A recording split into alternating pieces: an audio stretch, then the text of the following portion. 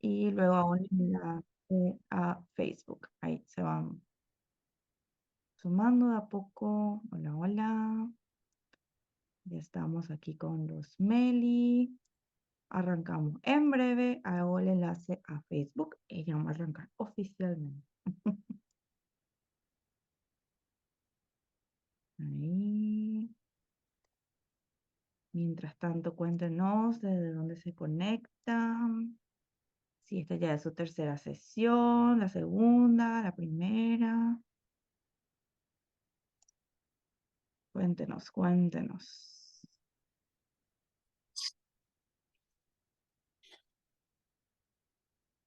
Y ahí está, puntualmente.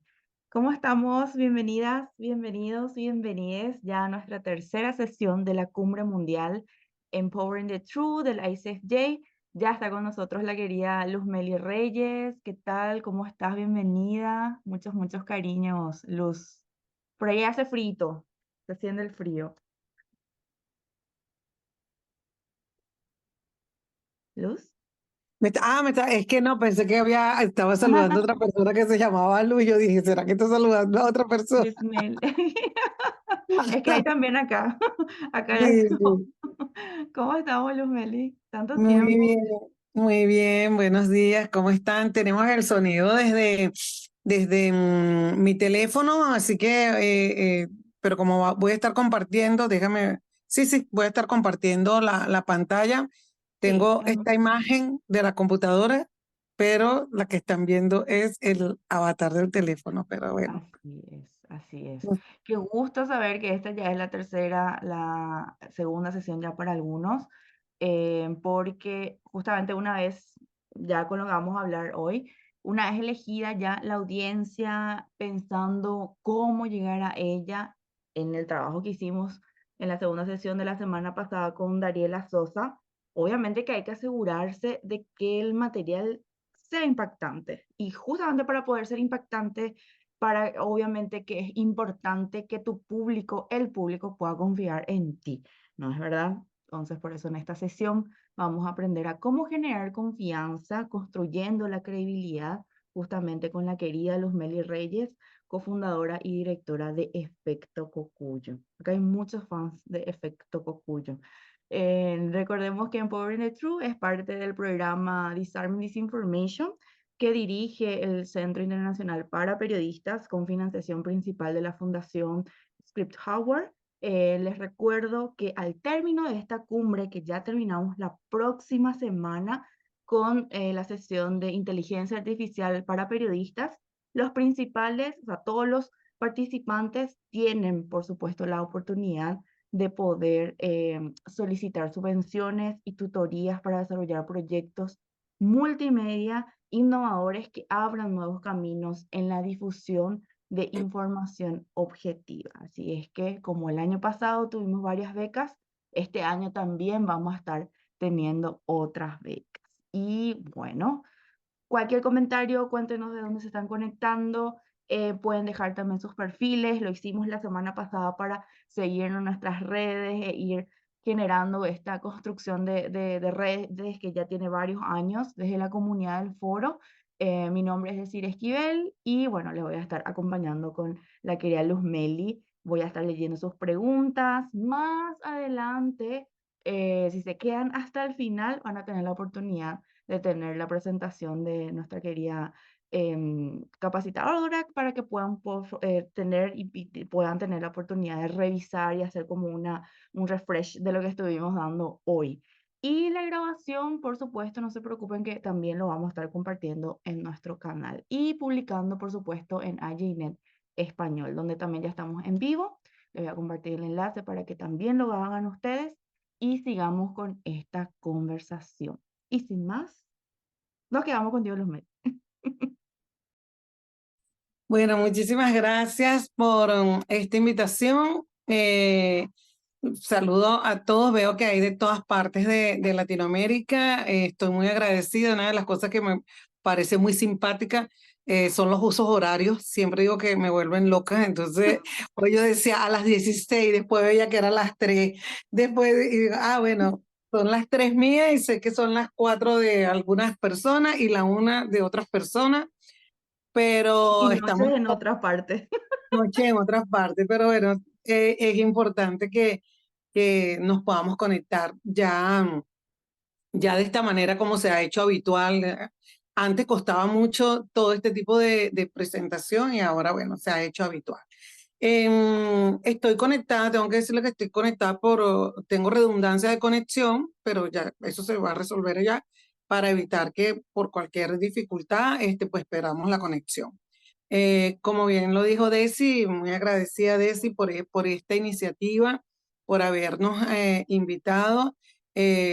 Sé que las 2 sesiones anteriores fueron maravillosas porque estaban con gente maravillosas, con puras mujeres poderosísimas, así que me alegra mucho que hayan podido trabajar con ellas. Y en mi caso, cuando me plantearon esto de cómo, bueno, de justamente el tema de la credibilidad y cómo generar confianza, es un tema en el que he estado pensando muchísimo, no desde ahora, sino hace muchos años.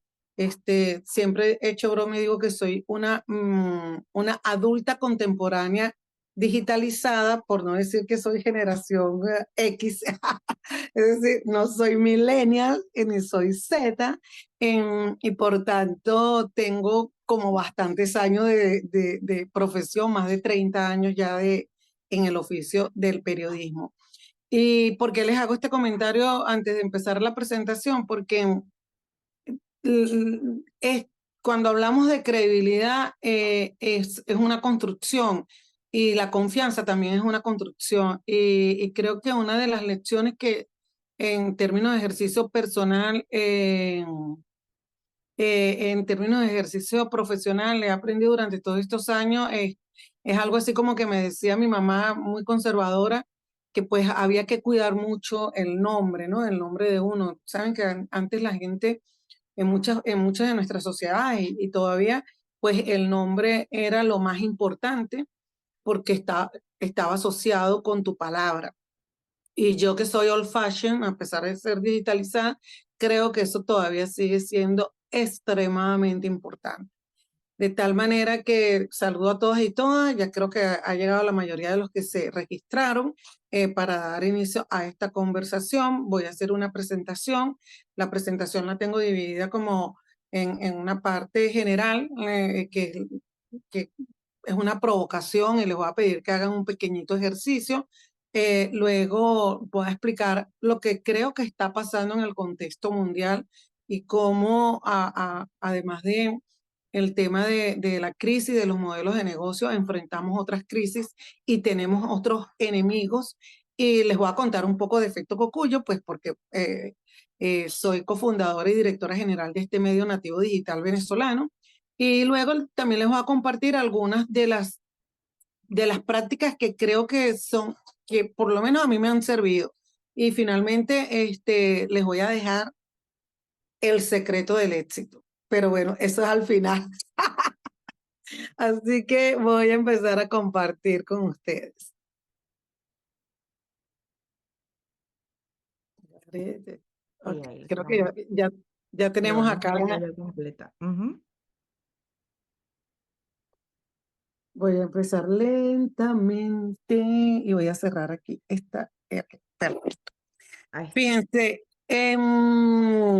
como ya me presentó Desi, yo soy cofundadora de Efecto Cocuyo, un medio nativo digital, que el lema de nosotros ha sido periodismo que ilumina. Generalmente pregunto a las audiencias internacionales si saben lo que es un cocuyo. Si alguno de ustedes lo saben, por favor escríbanlo en el chat para saber si lo saben. Así Y los si no, para yo leemos. saber que no lo... Y Así. así nos vamos leyendo. Ya empezamos con las consultas a la audiencia, así es que es un cocuyo. Si me Vamos pueden a ver. compartir por lo menos 2 o 3 Ahí personas. Edwin nos dice luciérnaga, un insecto parecido a una luciérnaga, nos dice Samantha. Ángel nos dice luz, insecto que da luz. Raúl. Bueno, más o menos, sí, es así. Es un pequeño insecto. En Cuba le decimos igual, sí. Sí, Es una luciérnaga y bueno, fíjense que que me encanta esto porque bueno, nosotros hicimos este medio hace 10 años, bueno, en 2015, creíamos que en toda Latinoamérica se sabía qué significaba y resulta que no, pues en Cuba después descubrimos que, no sé si por una casualidad de estas terribles, que en Cuba se le dice igual y en algunas otras zonas del Caribe también. Y digo terrible porque, bueno, ya después vamos a hablar del contexto en el que nos estamos desenvolviendo. Lo cierto es que sí, es como en Argentina le dirían un bichito de luz, pero yo he hecho un ejercicio para diferenciar de la luciérnaga, aunque es un insecto bioluminiscente, pues la luciérnaga tiene la luz por la colita y el cocuyo lo tiene al frente. Entonces ya ahí vemos la diferencia. Pero bueno, no es el fondo de esta conversación. Solo que lo que sí es el fondo es que este lema de nosotros, Periodismo que Ilumina, tuvo mucho que ver con el momento que se vivía en Venezuela, en donde había mucha censura, ya estaba empezando a ganar la desconfianza en los medios y además también había una gran necesidad de la gente de recibir información buena y veraz. Comparto ahora con ustedes esta, esta frase, esta cita. ¿Por qué se la comparto? La voy a leer. Le puse como título Un desafío cómo generar confianza, pero esa cita no pertenece a eso, sino a una novela, a la novela de Perón. Recoge el autor, abro comillas. A mi abuela Dominga le impresionaban mucho los ojos de la mosca. Juan me decía, ¿qué ve una mosca? ¿Ve 4.000 verdades o una verdad partida en 4.000 pedazos? Y yo nunca sabía qué contestarle. Les traigo esta frase porque en una investigación que estoy haciendo me parece crucial esta metáfora, porque a fin de cuentas, ¿qué hacemos los periodistas si no es tratar de construir la verdad a partir de relatos o de verdades fraccionadas? Tal vez viendo, tal vez cuando estamos en contextos en donde nos cuesta mucho incluso conseguir información, lo que tenemos son pedacitos de esa información como un rompecabezas. Y uno se pregunta como periodista, ¿qué estoy viendo? ¿Estoy viendo la verdad o solamente estoy viendo un pedacito de la verdad?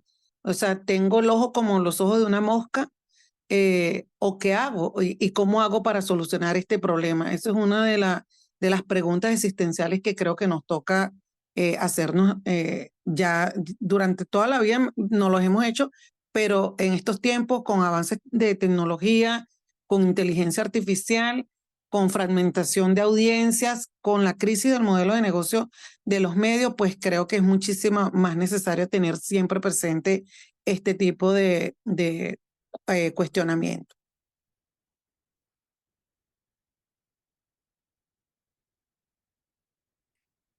Fíjense, la pregunta que nos reúne es cómo generar confianza. Y este es el ejercicio que les voy a pedir. Yo les voy a contar algunas cosas de mí que mucha gente no sabe, o digo yo que no saben, pero también les voy a pedir que algunos de ustedes me cuenten dos o tres cosas, o nos cuenten a todos los que estamos reunidos aquí, dos o tres cosas que pues difícilmente ustedes se lo digan a una persona apenas lo están conociendo. Voy a empezar, este es un ejercicio que hice una vez en Sudáfrica y me encantó. Voy a empezar contándoles y después, si piden la palabra, Desi me ayuda sí, a seleccionar a dos o tres personas que quieran compartir algo sí. de personal. Claro, en ese punto me levantan la mano y yo les enviaría una invitación para pasarles a este lado del panelista para escucharles, ¿sí? Así es que eso hacemos. Y directamente pueden escribir ahí en el chat para leer, pero mejor Mira, si les dejamos. exacto, exacto, mejor si me cuentan. Ujú. Ahí les puse cuatro fotografías para contarles un poquito de mí, ¿no? Yo me crié en una zona popular en Caracas, en un barrio, le decimos nosotros, cuando decimos la palabra barrio en Venezuela, nos referimos a una zona como una favela, como una villa miseria, una zona donde vive gente pobre. Pues yo crecí en una zona muy pobre, en uno digamos, de los extremos de la capital venezolana, que se llama Petare, y era una zona que tenía mucha mala fama y era considerado como la favela más grande de Latinoamérica, ¿no? En algún momento. Crecí en una casa que no tenía ni piso de cemento, y el techo era de zinc. No tenía agua corriente, menos un teléfono, por supuesto, pero afortunadamente pude ir a la escuela pública. En un contexto como en el que crecimos muchos en Venezuela, pues había como un determinismo, ¿no? Y ese determinismo era como que si estás allí, te tocará ser delincuente, o tal vez salgas embarazada a los 12, 13 años. El embarazo precoz es uno de los problemas más fuertes que hay en Venezuela. Fíjense que esa fotografía que les muestro fue de una campaña hace muchos años, porque bueno, niñas madre y niños padres también es una realidad. Más de 100.000 embarazos al año se estiman que hay en Venezuela de adolescentes. La otra opción que tenía era ser Miss. Pues ustedes saben que Venezuela fue conocida como un país en donde se exportaba la belleza. Pero bueno, yo desde chiquita también fui muy práctica y muy pragmática, y yo sabía que mi tipo físico no daba para el de Miss. Por lo tanto, yo seguí el consejo que me dio mi mamá. Mi mamá, una mujer que apenas fue hasta tercer grado de educación, me dijo: mija, si usted quiere dejar de ser pobre, estudie. Entonces yo tomé esa opción, y así pues pude ir a la escuela pública. Toda mi carrera, toda mi formación académica de base fue en la escuela pública venezolana, que era excelente. Así pude graduarme de periodista en la Universidad Central de Venezuela, que es la universidad más antigua del país y una de las más importantes a nivel latinoamericano. Luego también hice posgrado en la Universidad Católica Andrés Bello, que es la primera universidad privada en Venezuela, la universidad privada más prestigiosa de Venezuela. Estuve en formaciones en universidades internacionales como en la George Washington, en la City University de Nueva York, también en la Javeriana. Me convertí también en profesora de periodismo en las 3 mejores universidades de Venezuela. He podido escribir libros, ya les dije que ya tengo más de 30 años en este oficio. Y en los últimos tiempos me considero empresaria de medios y de medios de comunicación. ¿Por qué? Porque suele ser muy complicado para las periodistas que emprendemos y los periodistas asumirnos como empresarios. Y pues desde hace bastante tiempo me asumo como una mujer que crea nuevos medios. Y en ese sentido me considero empresaria de nuevos medios. También soy madre. eh, Tengo un hijo maravilloso, 3 hijastros, o 3 hijos de mi marido también maravilloso, y pues estoy casada en segundas nupcias. Ya les he contado bastante de mí. Ahora me Wow. gustaría que 3 de ustedes me cuenten algo de usted. Allí Isabel y Samantha levantaron las manos. Y bueno, Samantha nos dice que está desde la compu. Ok. Como les digo, les llega una notificación para que yo les pase a panelistas y ahí le vamos a poder escuchar. Así es que atiendan ahí que les va a dar la opción para que podamos escucharles, ¿verdad? Mm, Mientras esto ahí, pasa, pues, ahí ya está se conectaron. Marley. Ahí está Ya, Marley. ok. Hola, Hola, sí, querida. qué Bienvenida. hermoso, qué hermosa coincidencia esta entre tantos colegas, qué lindo escuchar a Luzmel y su historia de vida y con tantos puntos en común que tiene Venezuela y Cuba, en lo positivo y en lo negativo en el contexto actual. Pero bueno, yo soy cubana, resido en Lima. Hace pocos meses, en noviembre de 2023, estrenamos una unidad de fact-checking sobre temas de Cuba, que pertenece a Martín Noticias, y nos bloquearon antes de los 2 meses, o sea, después de los 2 meses de salir, el régimen cubano bloqueó nuestra web, y también el canal de YouTube con cadenas de spam lo tumbaron. Hemos tenido que redireccionar todas nuestras páginas y empezar de cero las veces que sean necesarias para hacer crecer este proyecto en el que confiamos y esperamos que nos ayuden a amplificar. Y soy mamá de mellizos, trabajé durante bebés mellizos, trabajé durante todo mi embarazo y continúo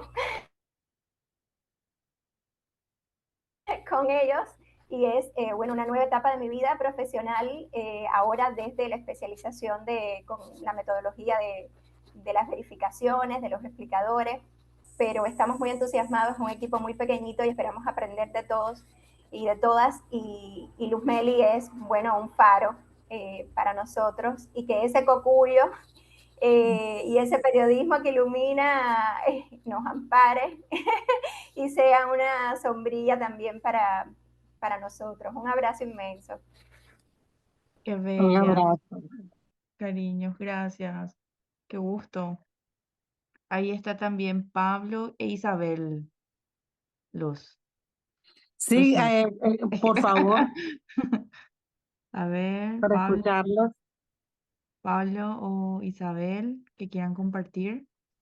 Ya están Sí, ahí. ok, ¿me escuchan? Perfecto, fuerte y claro, Isabel, bienvenida. Okay. Sí, no, se cortó, se me fue la señal, entonces no alcancé a escuchar yo creo que la mitad de lo que estabas compartiendo. Eh, eh, no sé si entendí bien, el ejercicio es narrarte algo nuestro que no se lo contaríamos fácilmente a cualquier persona, ¿no? Así mismo es, así mismo es. Sí, bueno, yo soy Isabel Mercado, estoy en Tijuana, México. Estoy radicada aquí desde hace pues ya casi 16 años. Eh, Toda mi vida pues viví en Sinaloa, en Los Mochis, Sinaloa. Este, Lamentablemente famoso el estado por el Chapo Guzmán, pero es un estado muy pujante, lleno de cosas maravillosas. Estoy registrada ahí en Los Mochis, mas no nací ahí, y es algo que no lo cuento cualquiera. Mis padres, yo nací en la Ciudad de México, y casi recién nacida pues emigran a Sinaloa, y ahí es donde, de hecho ahí me registran, ahí hice toda mi vida. Y no me gusta decir que soy de la Ciudad de México, porque la verdad, los de la Ciudad de México tienen muy mala fama. De hecho, hubo un tiempo de cuando el terremoto del 85 en México, muchos emigraron al norte, y en Chihuahua, tenían en Ciudad Juárez, Chihuahua, tenían incluso un dicho: haz patria, mata un chilango, como les dicen de manera despectiva a los que son de la Ciudad de México. Y tienen fama de que pues son como, aquí usamos la palabra gandalla, de que son muy aprovechados, o sea, buscan cómo aprovecharse de situaciones y no les tienen mucha confianza.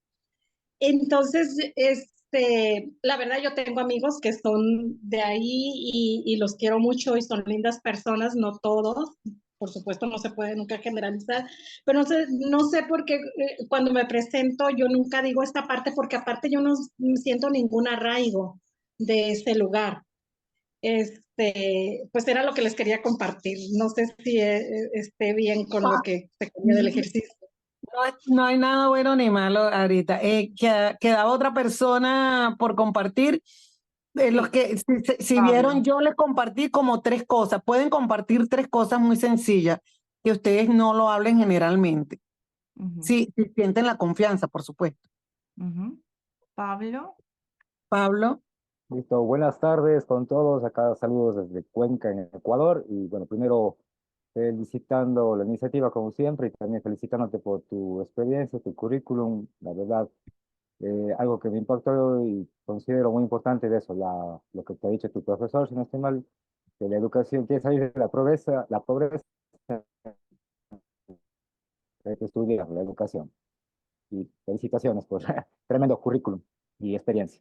Bueno, yo soy periodista, actualmente no estoy laborando en ningún medio, desde la pandemia prácticamente no he podido incursionar directamente por la situación acá en mi país. eh, en medios no es complicada la situación laboral para los comunicadores y periodistas, sin embargo, estoy siempre pendiente de capacitarme y no desvincularme de la información de lo que es el periodismo, que es lo mío. Y por ahí un poco de la experiencia, algo que compartir.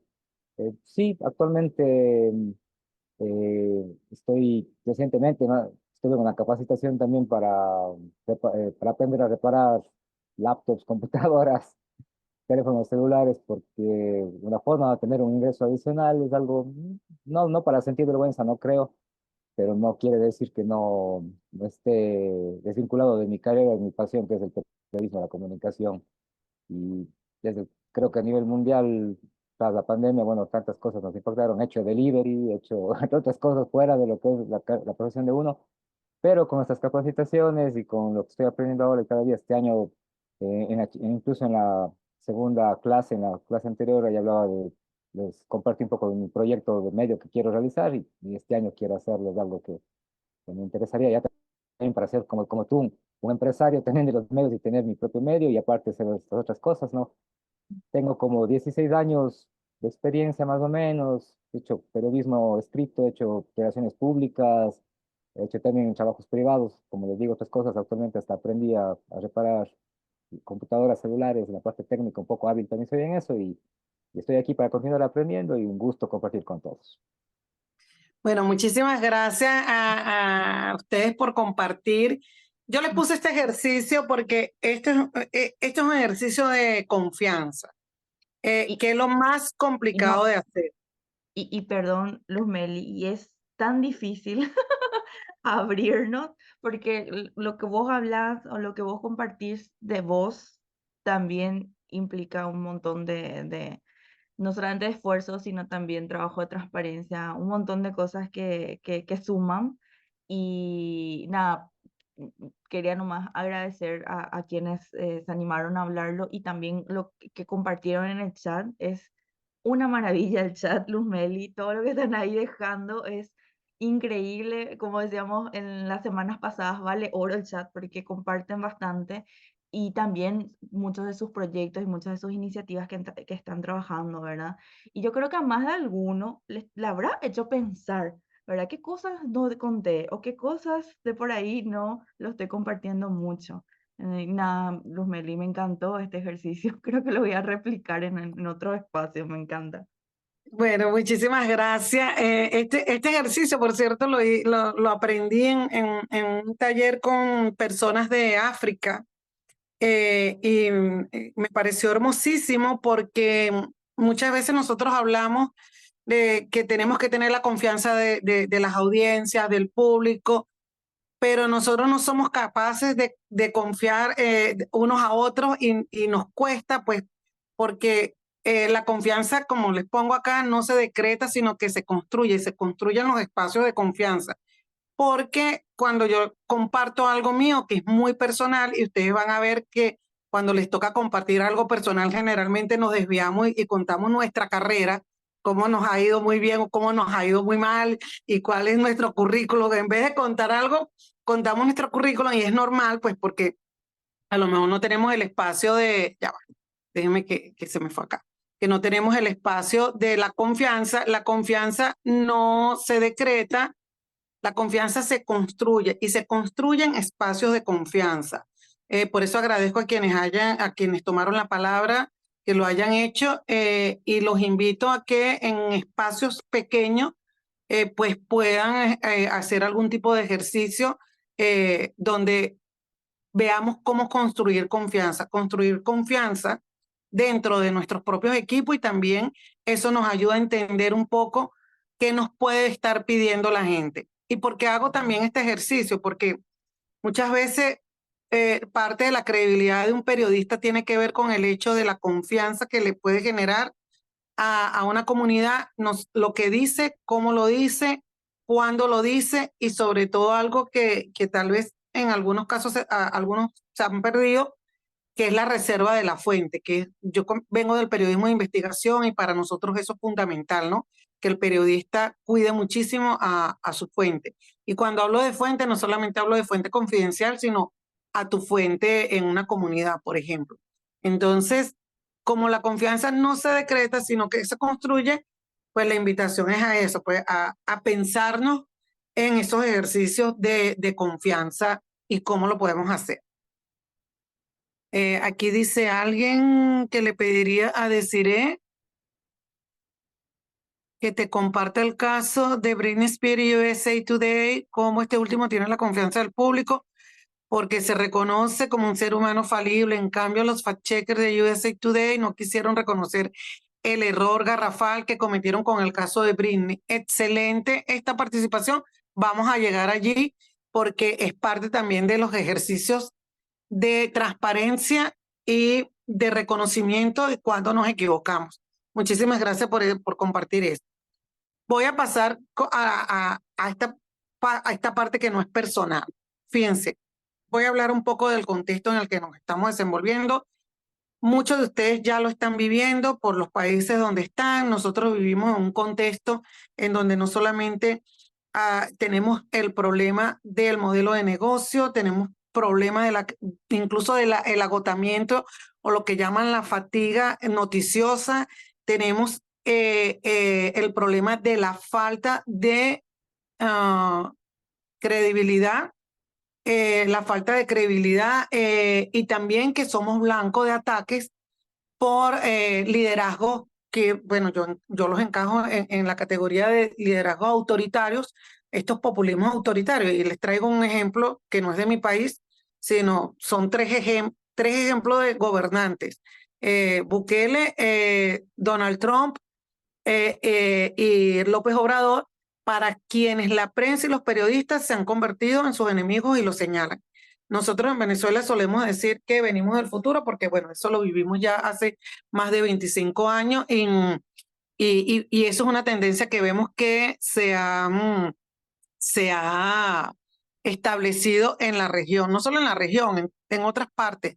Se vive en distintos países y en países en donde hay democracia, no solamente en países donde hay autoritarismo. Le compartí también algo de Elon Musk porque es algo que estoy tratando de identificar también esta corriente de empresarios dueños de plataformas tecnológicas que también tienen no solamente un cuestionamiento sobre la prensa, que sería lo natural o lo deseable porque nos ayuda a corregir, sino que se empiezan a erigir como que la verdad la tienen ellos. Y yo creo que eso es uno de los grandes problemas que tenemos porque pues antes los medios y los periodistas eran como que eran esos espacios donde la gente iba a buscar información para confirmar ciertas cosas y para sentirse realmente informado, incluso cuando supiesen que algún medio no era tan riguroso, pero en un estudio que hubo en Venezuela sobre representaciones del periodista, la investigadora encontró que la gente le decía que a pesar de que tal medio, no voy a decir el nombre, no era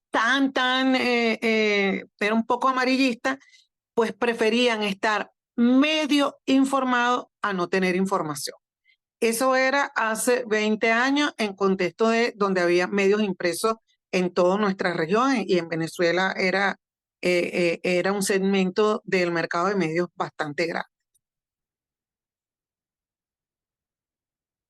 Luego, fíjense, otra vez para contextualizar dónde estamos y cómo, y este patrón que hemos identificado de ataques a medios y periodistas, ataques verbales, negar información, lo que llamamos censura suave, la judicialización, la compra de medios. Uno de los patrones que se ven en todos estos ataques es señalar a los medios, a los periodistas, de ser enemigos del pueblo y luego cuestionar la credibilidad. Ya eso está estudiado y hay bastante ejemplos de cómo en distintos países, pues uno de los principales ataques que se hace desde el poder es justamente cuestionar la credibilidad del medio, ¿no? Luego tenemos las fuentes oficiales que dejan de atender requerimientos de periodistas a los que consideran críticos o perciben críticos y en algunos casos extremos, pues no permiten que haya ruedas de prensa o que haya preguntas que hagan los periodistas abiertamente y por eso pongo acá, aquí no se pregunta. También vemos que en algunos casos el Estado maneja las cuotas de publicidad para incidir en las líneas editoriales. Eso es algo que es común en toda Latinoamérica y es lo que algunos llaman censura suave. El otro tema de la judicialización tiene que ver con el uso de leyes contra medios periodistas críticos, el uso de impuestos, llevar a periodistas a las cárceles, judicializar de distintas maneras, utilizar distintos recursos legales en contra de un periodista. En este momento estamos viendo el caso Guatemala, hemos visto en México, hemos visto en Centroamérica, en distintos países, como aún habiendo una democracia formal, se utilizan recursos judiciales para atacar a los periodistas. Y luego un recurso muy clásico que lo hemos visto en toda la región, especialmente en Sudamérica, es la compra de medios. Es decir, está tan asfixiado un medio que sectores allegados a los gobiernos o a factores de poder compran estos medios y pues, pues se cierran estas ventanas de periodismo independiente. Si alguien siente que hay identificación con esto o que en su país no pasa esto, por favor también les agradezco que lo pongan porque nos ayuda a contrastar, ¿no? Y lo ponen en el chat, por favor. Mientras tanto, todos coinciden. En Ecuador Okay. sí, México también.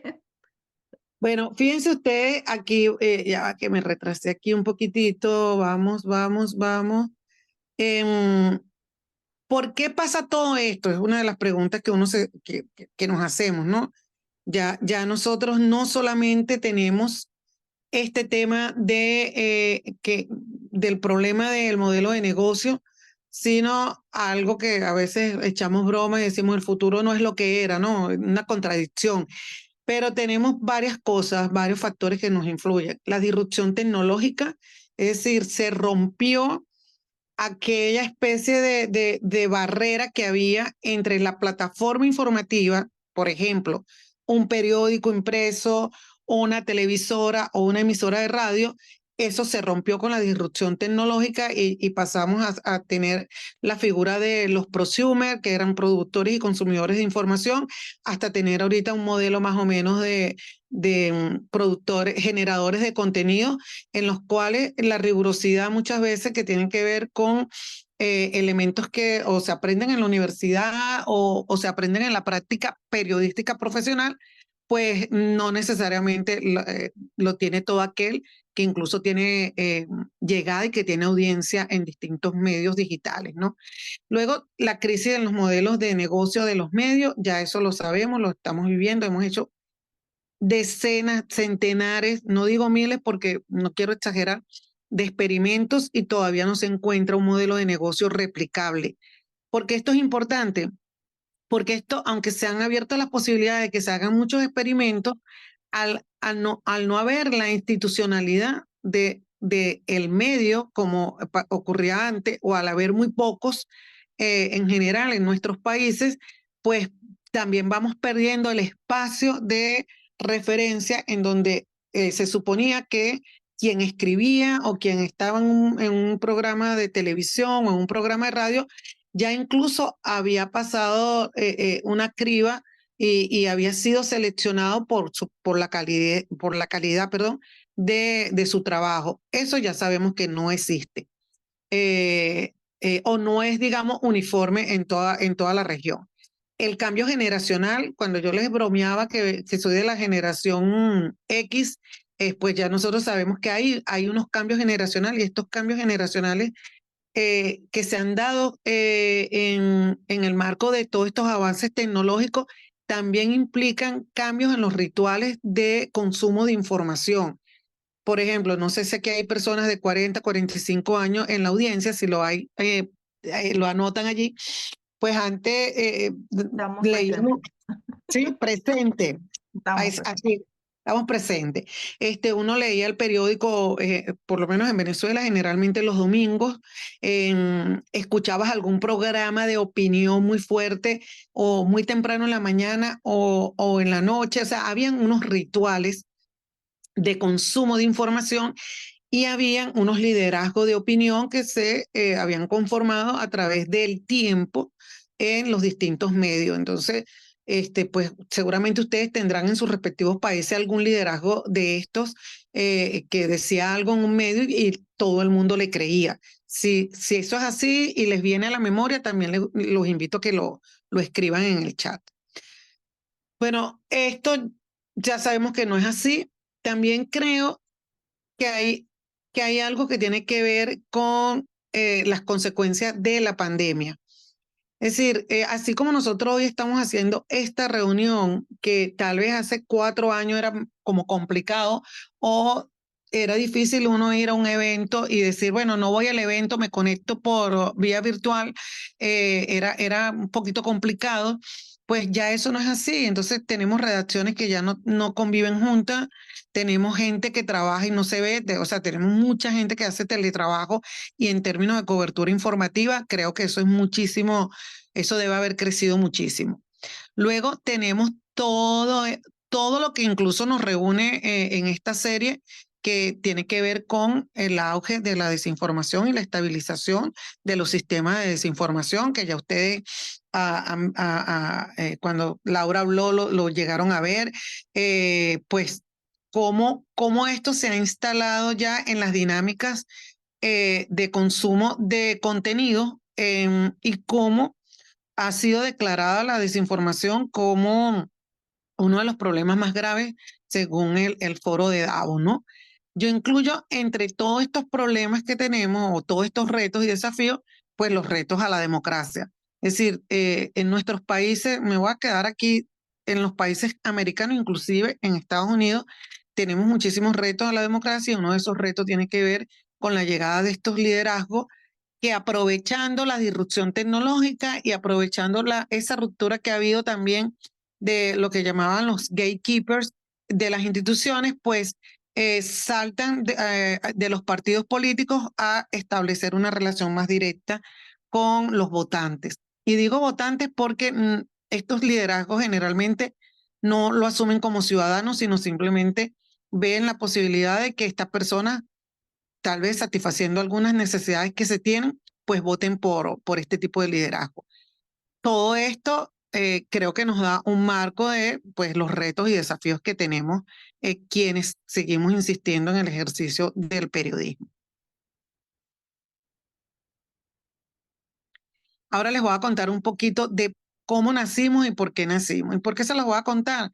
Porque los venezolanos solemos decir que venimos del futuro. Esta foto que les muestro es de el presidente venezolano sacando la primera página del medio donde yo trabajaba, que era directora, pidiendo que fuese a la cárcel por ese titular que está allí, que contaba incidentes que habían pasado en Venezuela eso fue en el 2010, no, 2013, perdón, disculpen, es que ya ha pasado 20 años, 10 años, 10 años. Y él pidió que la persona responsable de ese titular fuera a la cárcel. La primera vez que alguien desde esa posición de poder exigía cárcel para un periodista. Ya había habido un desmantelamiento de medios y ataques a los periodistas, pero no se pedía cárcel. Inmediatamente la fiscalía me citó y creo que esta es la última vez que hubo en Venezuela en un medio impreso una fotografía de periodista o una reseña de una agresión a un periodista y a un medio que fuese publicada en algún medio masivo. Eso me llevó a saber, y más un contexto que había en Venezuela, y a suponer que se estaban ya cerrando muchísimas ventanas, ya se habían ido cerrando, pero ya con esa acción era más que evidente que se iban a cerrar muchísimas más ventanas y además se estaba produciendo no solamente censura, autocensura, sino venta de medios que tenían una posición crítica frente al gobierno y que fueron asfixiados económicamente. Esto fue lo que nos llevó a reunirnos para crear ese efecto Cocuyo que algunos me compartieron acá. Luz, me gustaría que nos comentes sobre autocensura. Ya, ahorita voy a responder, cuando me toque esto voy a responder bastante preguntas. Sí, Em, estoy acá eh, apuntando todo, no te preocupes. Gracias. Es que vi algo aquí que me decían algo de cómo se llamaban los cocuyos en Guatemala. Por ahí lo vi, pero estoy buscándolo acá. En Ecuador también ocurrió todo. Está para arriba. Sí, sí, estoy por arriba buscando acá. Pues Ok. bueno, en todo caso, como lo llamen, ya ustedes saben que son unos bichitos de luz y nosotros nos concebimos en el momento que nacimos en Twitter, por cierto, como una comunidad que como pequeñas chispas de luz, todas juntas, con información, podíamos iluminar una nación entera. Esa es parte de nuestra narrativa y por qué nos parece tan fundamental que desde las redacciones, las comunidades y las organizaciones de sociedad civil, pues todos entendamos que somos parte del ecosistema de información que puede fortalecer una democracia y que cuando alguna de estas está fallando, pues evidentemente la gente está desinformada y no solamente desinformada por la producción de contenido falso, sino también por la falta, lo que definía la desinformación hace muchos años, que era la falta de acceso a la información. Mm.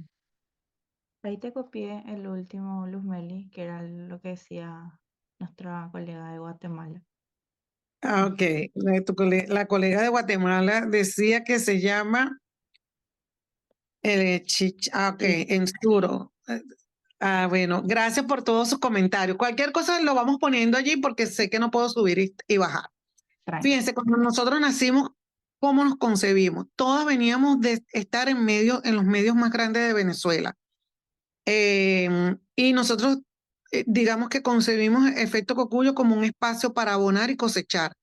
Nos pareció fundamental y nos dio muchísimos resultados las alianzas con otros medios dentro y fuera del país, con instituciones, con organismos de cooperación y organizaciones no gubernamentales. Y hablamos de un periodismo colaborativo.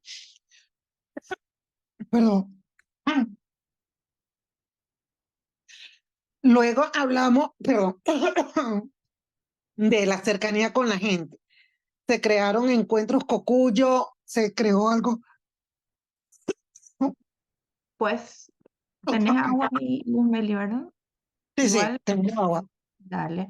Igual quiero recordarles que, bueno, la grabación la vamos a estar compartiendo ya la próxima semana y que es súper importante que para que puedan aplicar, que vamos a estar compartiendo el enlace de convocatoria a las becas que tenemos disponibles. Es importante que participen 3 de las 4 sesiones de esta. Nada más para recordar eso. Y lo otro que, bueno, estamos compartiendo también, nos estamos enlazando con Aginet Español. Ahí el enlace lo tienen para que puedan también hacerlo, puedan compartir. Y las preguntas vamos a estar pasando de a poquito, ¿sí? Va a haber también ese momento, no se preocupen, que nos falta todavía 1 hora, ¿eh?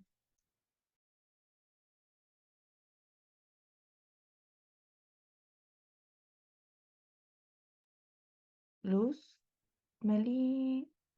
Ya que estaba muteada. Ok, ¿cómo concebimos Efecto Cocuyo? Como les dije, lo concebimos como una plataforma que abonara y cosechara al ecosistema de medios independientes en Venezuela, con pilares fundamentales como las alianzas, la cercanía con la gente y una escuela de formación. Es decir, Efecto Cocuyo informa, Efecto Cocuyo forma y Efecto Cocuyo se acerca a las comunidades.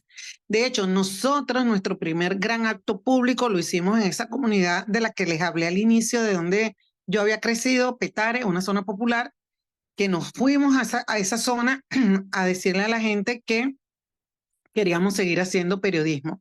Y bueno, después si quieren les cuento esa parte que fue hermosísima porque fue una lección de humildad que nos dio la gente de los sectores populares. ¿Por qué cercanía con la gente y cómo hay que crear mecanismos para escuchar a las audiencias? Ya yo no hablo de audiencias ni siquiera, yo creo que hablamos es de comunidades y las comunidades, por supuesto, hay que irlas segmentando, pero volviendo al ejercicio que hicimos al inicio, ¿cómo generas confianza con esas comunidades? Pues creo que de la manera más básica, que la gente te vea y que tú los veas.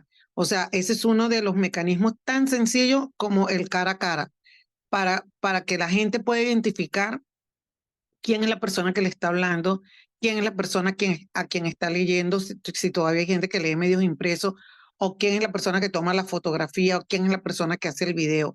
Eso creo que sigue siendo fundamental para generar esa confianza.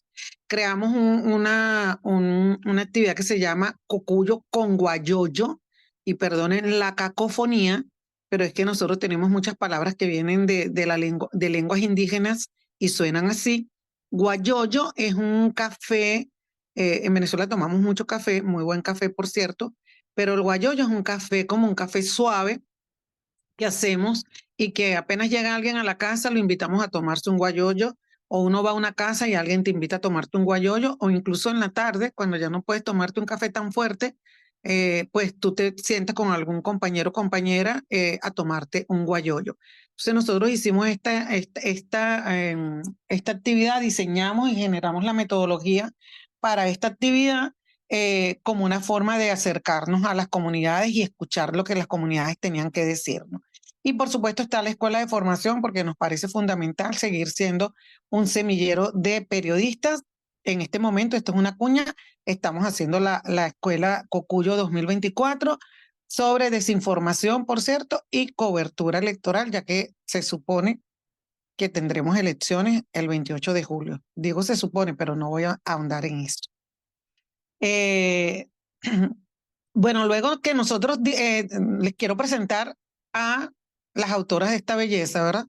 Porque generalmente yo suelo estar en muchas actividades públicas, pero suelo ser como una cara visible de Efecto Cocuyo, pero no estoy sola.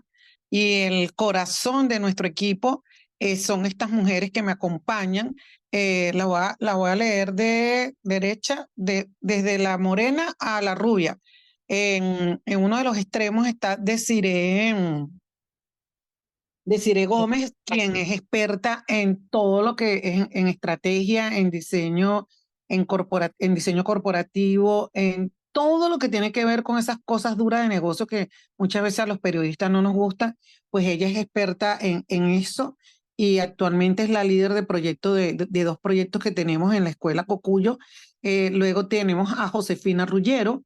Josefina Rullero es la directora editorial de Efecto Cocuyo, es el alma, diría yo, de todos esos excelentes contenidos que ustedes pueden ver en Efecto Cocuyo, tanto en la parte escrita como en la parte audiovisual, y en lo que llamamos Cocuyo al oído, que es un producto para contarle a la gente a través de notas de voz las noticias. Y en el otro extremo está Laura Weffer, cofundadora de Efecto Cocuyo, también quien fuera directora de contenido, también fue directora de la escuela, y actualmente está en todo lo que es la estrategia de recaudación de fondos junto a mí en toda la parte que tiene que ver con finanzas y búsqueda de fondos. Digamos que este es el equipo base, y este equipo ya tiene 10 años, y sobre este equipo hemos ido construyendo otros equipos. Algunos se han ido, otros por la crisis país, la situación país, pues se han ido del país, pero la mayoría tenemos una comunidad, incluso que cuando hay un proyecto que lo amerite, pues nos reunimos nuevamente como unos cocullitos juntitos y sacamos adelante distintos proyectos. Ahora, fíjense, esto se lo voy a dejar acá, no voy a ahondar en esto porque esto fue una infografía, sé que no es infografía, pues esto fue un ejercicio que hice justamente cuando se cumplieron 25 años del chavismo en Venezuela, que fue en febrero pasado, de cuando el presidente Chávez tomó el poder, y cómo se fue desmontando, y creo que esto es importante que lo tengamos, cómo se fue desmontando la industria de medios en Venezuela. Pero ¿por qué se los traigo acá? Porque hay dos aspectos que me parecen fundamentales, que tienen que ver en el 99, lo que llamamos la luna de miel que hubo entre algunos medios y el presidente, porque en aquel momento los medios venezolanos estaban entre las 3 primeras instituciones con mayor credibilidad. Los otros eran la Fuerza Armada y la Iglesia Católica. Esto se fue rompiendo en el 2000, ya se acaba la luna de miel y el presidente empieza a tener un enfrentamiento contra periodistas, especialmente periodistas de televisión, y se empieza a dar toda esta estrategia de amedrentamiento contra muchos periodistas, de rodearlo, de buscar personas civiles que rodearan a los periodistas en los distintos eventos.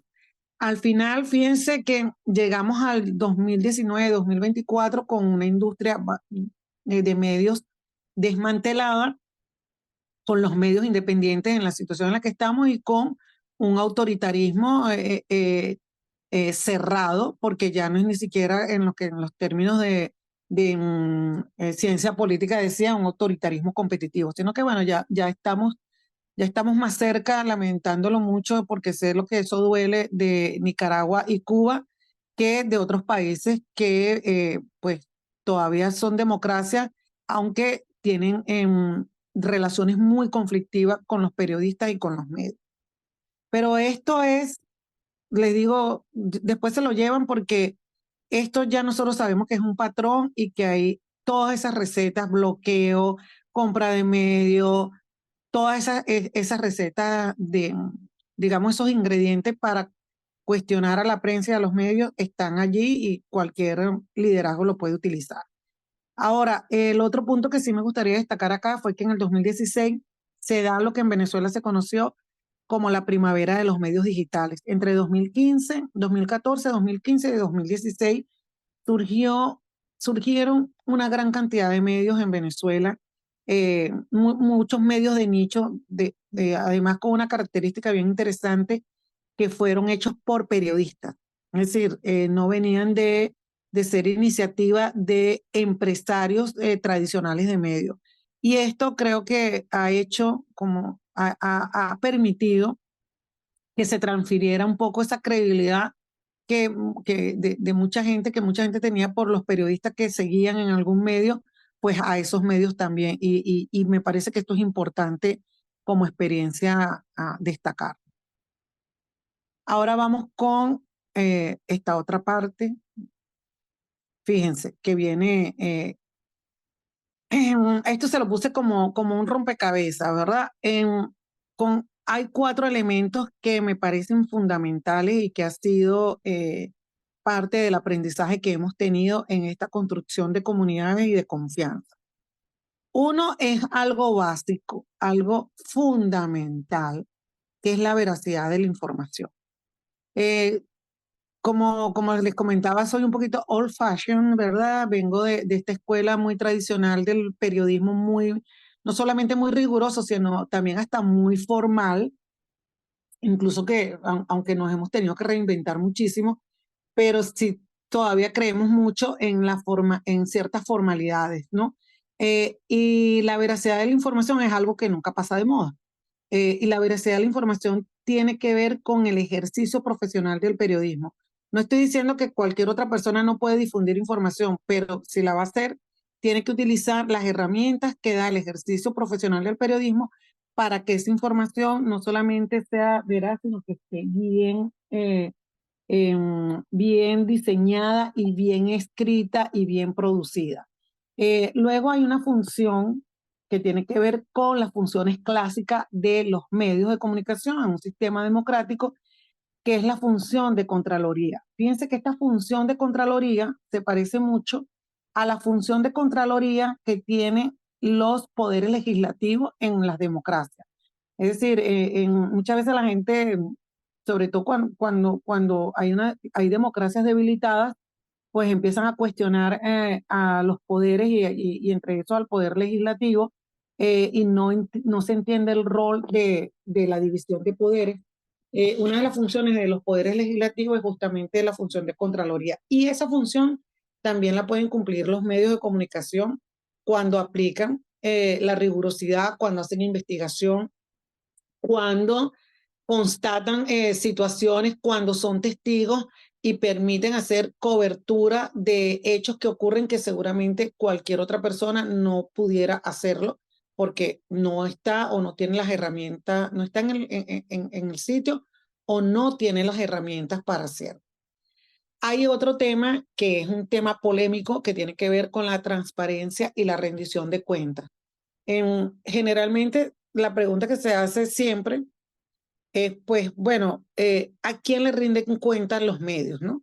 Y eso es un tema tabú en muchos países.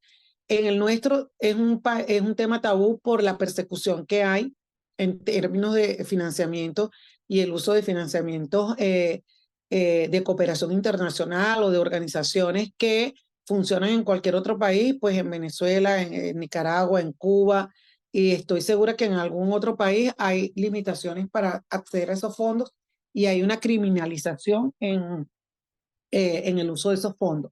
Sin embargo, eso no implica que no haya necesidad de ser transparente y de rendir cuentas. Una de las personas del chat puso de ejemplo algo que pasó con Britney Spears, iban a compartirlo de una verificación. Parte de la rendición de cuentas de los periodistas es poder asumir cuando nos equivocamos. Sí, Dígame. eso le pedimos, pero o sea, no nos compartió el enlace, pero de por ahí igual, si se refiere a eso y a otros temas, igual podemos. Aquí lo tengo. Dice el fact-checking de USA Today acerca de la curatela de Britney Spears. Eso Ah, implicó censura en Facebook para que no se pudiera compartir la teoría de la conspiración. Lo serio es que habría implicado apoyar la continuación del abuso de una mujer. ¿Cómo conseguir confianza de esa manera? Ahorita le voy a pedir a la persona que después me explique un poco más el caso porque la verdad no conozco tanto el caso, pero podemos conversar sobre esto, ¿no? Luego, volviendo a estas cuatro, digamos, como estos cuatro pilares también, en la construcción de una sociedad informada. Fíjense, a veces también cuesta que incluso trabajando como periodista o trabajando en los medios entendamos los roles que nos corresponden. Y uno de esos roles es que la sociedad esté debidamente bien informada. ¿Por qué? Yo siempre recuerdo a un profesor que tuve que nos hizo aprender de memoria varios conceptos cuando yo estaba como en el tercer semestre de la carrera en la Universidad Central, y él nos hizo aprender 25 conceptos básicos, ¿no? Y uno de esos conceptos era el de ¿qué es la información? Tal vez si yo les pregunto a ustedes en este momento, díganme rápidamente qué es la información, algunos lo responderán rápidamente, otros se pararán para poder contestar. Si alguien lo tiene, lo puede poner en el chat. Pero igualito le voy a hacer el spoiler. El concepto más chico que yo conozco de información es que es un dato que reduce la incertidumbre. Entonces, ¿por qué nosotros hacemos periodismo? ¿Para qué hacemos periodismo? Bueno, para tener una sociedad bien informada. ¿Y por qué es necesario que una sociedad esté bien informada? Si una sociedad tiene información, es decir, reduce la incertidumbre, tiene mejores capacidades, mejores posibilidades de tomar decisiones. Es decir, recibe la información y con eso puedes tomar una mejor decisión.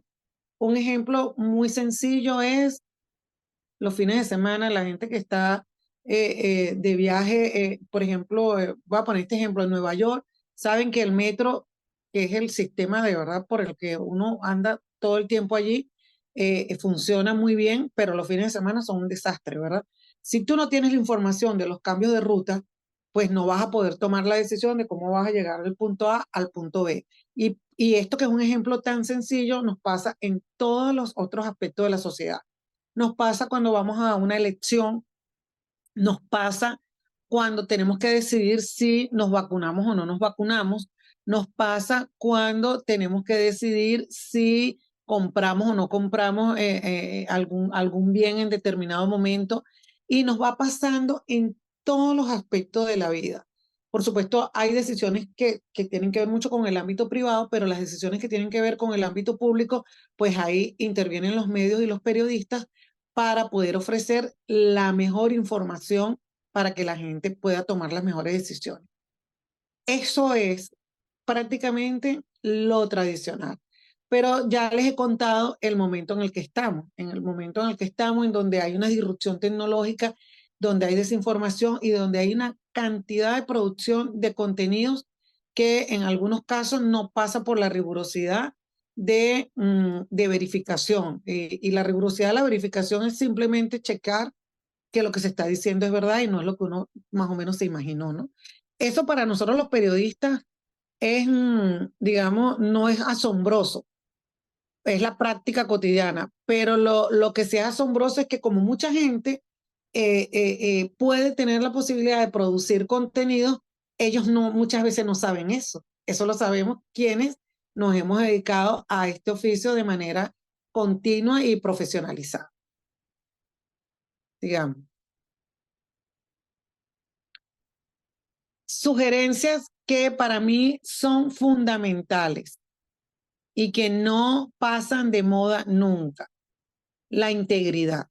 La integridad, sé que es un tema que tiene que ver como que alude mucho a lo moral, pero tiene que ver con el hecho de que si una persona se dedica a hacer contenidos o a ser periodista, a trabajar en un medio o una organización, pues hay elementos que tienen que tener de integridad para que la persona que reciba la información sepa que esa información no solamente es verdad, sino que además está bien trabajada. Como decía García Márquez, que pues la mejor noticia no es la que se da primero, sino la que se da mejor.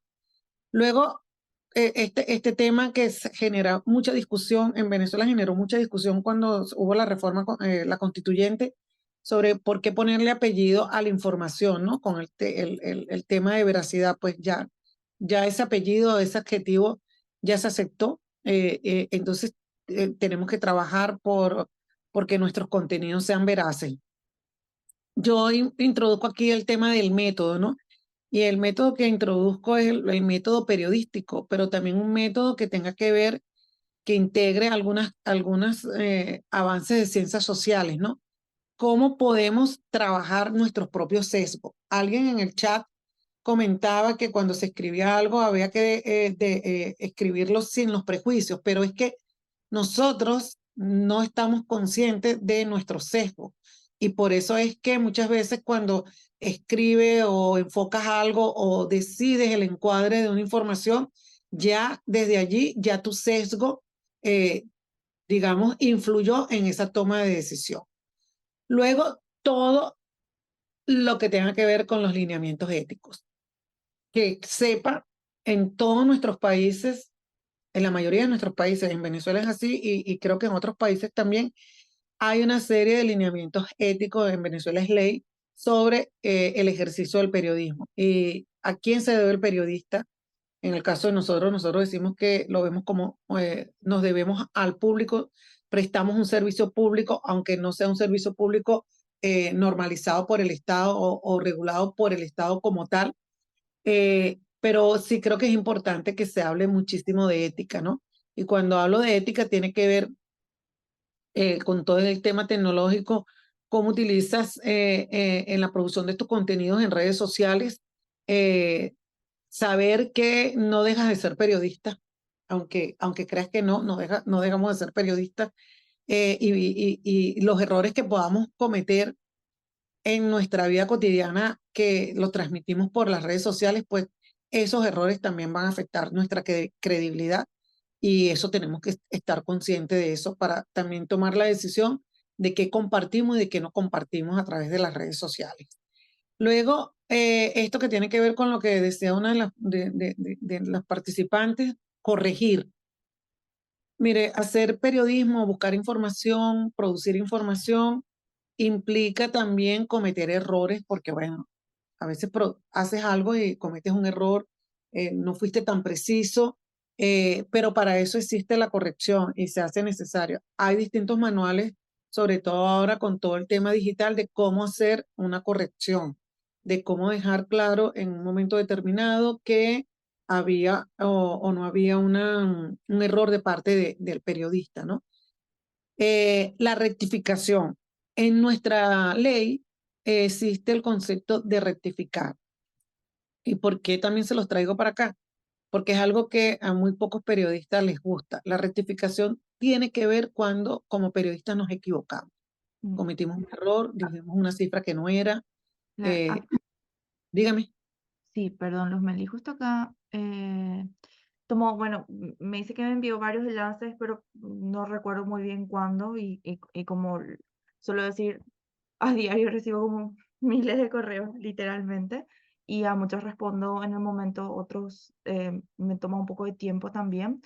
Entonces no lo estaba teniendo presente, no estaba recordando, pero aquí explica bien él, no sé si querés leerlo o qué sugerís.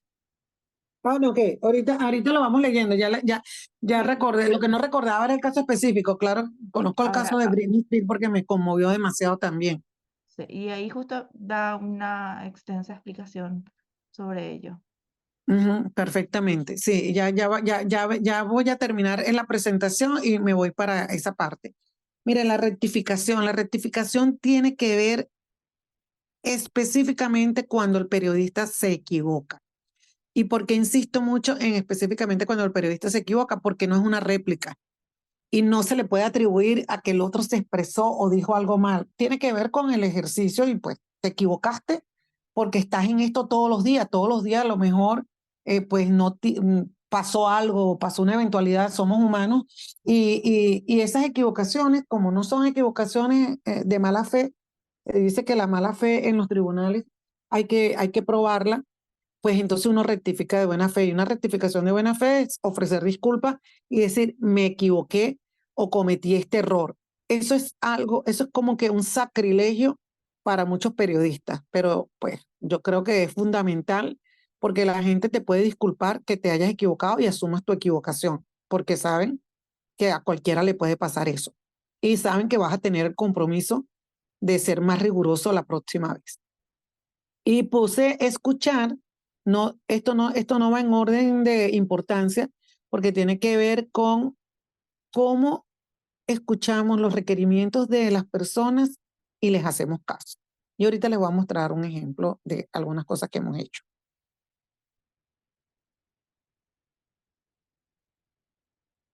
Fíjense, nosotros ideamos esta metodología que es como un focus group que llamamos un guayoyo por una idea, ¿no? Para hacer un mejor periodismo. Y 2 o 3 veces al año nos reunimos con usuarios de Efecto Cocuyo para que primero para que nos digan cómo lo estamos haciendo y luego para que nos hagan sugerencias y nos digan, pues pudieran hacer esto, pudieran hacer lo otro.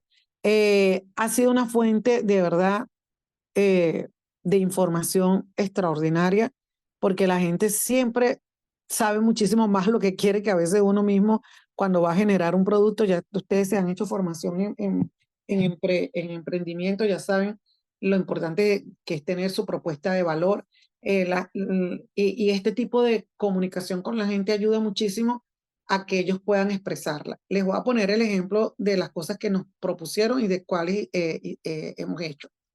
Fíjense, ellos en uno de estos guayoyos la gente nos decía, hay que fortalecer el canal de WhatsApp. Le hicimos caso. Luego, fíjense, una de las observaciones que nos hacían, no a nosotros en general, que todo sea fidedigno y tengan una fuente bien estudiada, no un rumor, que tengan la certeza, sea de primera mano, una fuente confiable y verificable. Después tenemos, me dice, la única falla de Efecto Cocuyo, pues es sacar una edición impresa. Eso no lo hemos podido hacer. El buzón de denuncias anónimo también lo hicimos. Pues superar el obstáculo de la presión del gobierno, pues ya sabemos que vivimos bajo presión constantemente y eso afecta, por supuesto, el ejercicio. Fíjense que en este momento, esto fue hace bastante tiempo, la gente nos pedía que hiciésemos una apertura a la publicidad y que los anunciantes se pudiesen ver en efecto Cocuyo. Y esto que es de perogrullo, pues cuando nosotros nacimos, una de las evoluciones que hicimos fue que cuando nosotros nacimos decíamos que no íbamos a tener publicidad para no depender de la agenda de los clientes, ¿no? Y empezaron muchísimos clientes a buscarnos y tuvimos que hacer una discusión en el grupo, en el equipo, para poder tomar la decisión de abrirnos hacia la publicidad. Es decir, que eso también fue un aprendizaje. Es así como que estaba la carreta delante de los caballos, la gente buscándonos para hacer publicidad y nosotros muy dignos que no íbamos a hacer, no íbamos a aceptar publicidad. Luego, aquí ya nos estamos acercando al final de las lecciones aprendidas. Siempre sostengo que frente a cualquiera de estas cosas, incluso la pregunta que nos hacen sobre la credibilidad, hacer más y mejor periodismo. Eso tiene muchísimas implicaciones. Lo hago en una frase, pero eso tiene muchísimas implicaciones. Luego, no dar por sentadas las libertades.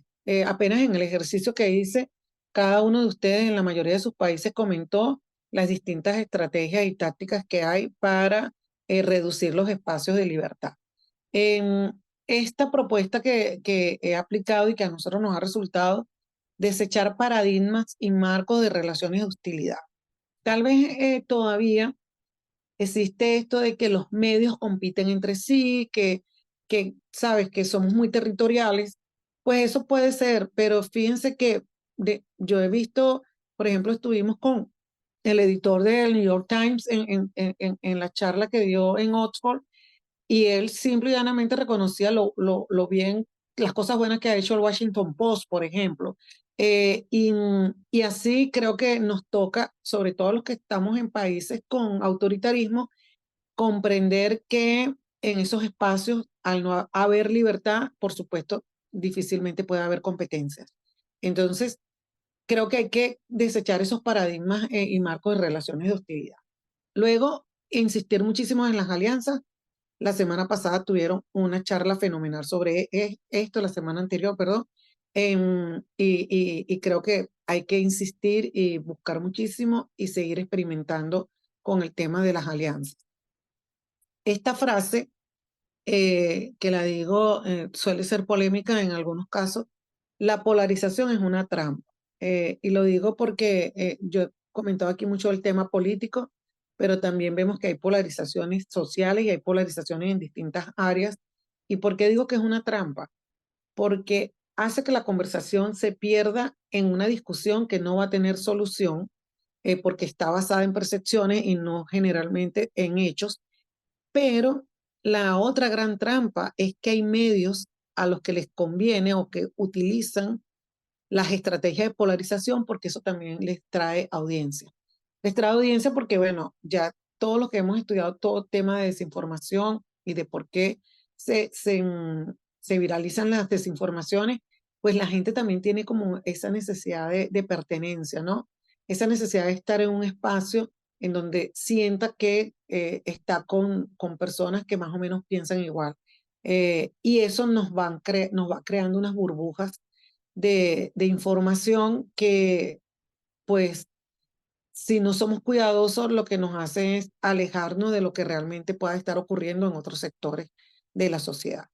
Y finalmente, esta otra lección que dice, no estamos solos, no se refiere absolutamente a las visitas extraterrestres, que son uno de los bulos más magnificados en Internet, sino al hecho de que justamente al yo estar haciendo esta conversación con ustedes y leer lo que ustedes han puesto allí en el chat, sabemos uno que hay problemas que son iguales o parecidos o hay patrones que se están siguiendo en toda la región y luego también que afortunadamente hay aliados en toda la región. Y una de esas expresiones de eso de no estamos solos, pues es justamente esta sesión, esta segunda sesión que estamos haciendo y que ya llevamos tres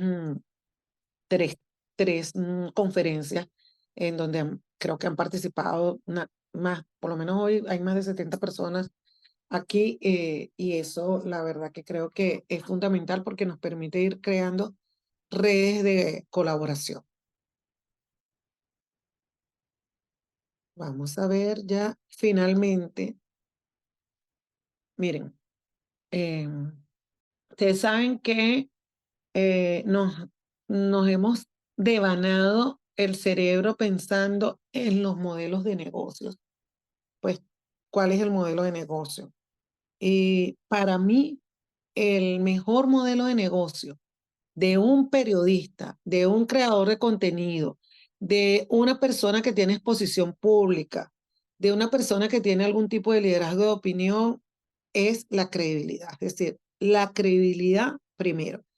Y la credibilidad se construye, de acuerdo con la experiencia que he tenido y con lo que he visto de otros colegas, con todo lo que hemos venido conversando durante la tarde de hoy.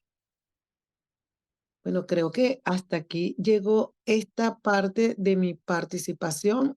Muchísimas gracias por estar acá con nosotros y ahora a responder preguntas, ¿verdad?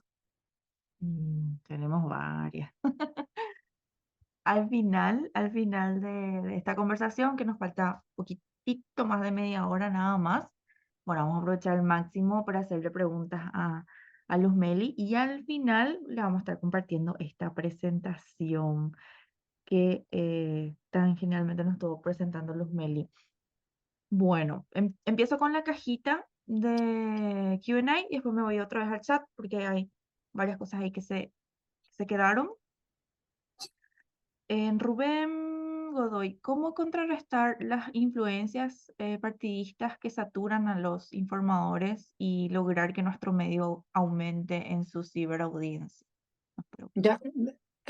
Ya, puedes leerla o decirme a ver si puedo ir, porque me puse a revisar el chat y me perdí ahorita la pregunta. ¿Puedes repetir la pregunta? Claro, claro, claro. Estoy con Rubén Godoy. Nos dice, ¿cómo contrarrestar las influencias partidistas que saturan a los informadores y lograr que nuestro medio aumente en su ciberaudiencia? Creo que son dos preguntas allí. Por lo que le estás leyendo, son dos Sí, preguntas. sí, lo pone como una, pero son dos, de cómo contrarrestar las influencias y cómo lograr aumentar la audiencia dentro del medio. Bueno, fíjense que esto lo puedo decir que suena muy fácil decirlo, no es tan fácil hacerlo. Déjame poner acá un momentico Esto se puede decir fácilmente, pero no es tan sencillo. Es la independencia. O sea, tenemos que procurar ser independientes en todas nuestras actividades. Y eso pasa por el financiamiento también. Entonces, si no hay independencia de financiamiento y si no hay transparencia en ese financiamiento, creo que a eso que se refiere la pregunta, pues puede ser que la agenda política, la agenda económica, las distintas agendas se cuelen o en las líneas editoriales. Ahora, en algunos países hay comité de periodistas en los medios y en los gremios que también velan muchísimo por hacer público los cuestionamientos. En otros países se cubre los medios. Yo sé que en nuestros países eso no pasa mucho, que haya cobertura sobre medios, que es una fuente más.